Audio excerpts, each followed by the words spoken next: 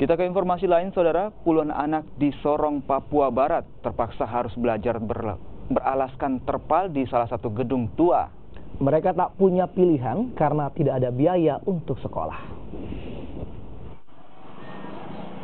Gedung tua yang berada di kompleks rumah panggung ini digunakan anak-anak untuk belajar seminggu sekali karena tidak memiliki biaya untuk melanjutkan sekolah.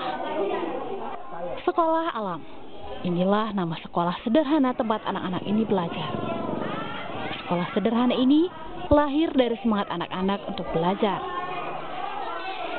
Penggeraknya adalah sejumlah pemuda yang kesehariannya bekerja sebagai dokter.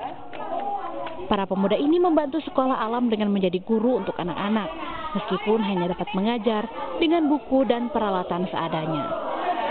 Kalau untuk bukunya yang memang berbasis kurikulum, itu memang kita dapatkan dari teman-teman di Perkantas Persekutuan Mahasiswa Antar Universitas Kota Sorong. Jadi memang teman-teman memang banyak yang terbeban di pembentukan rumah pintar.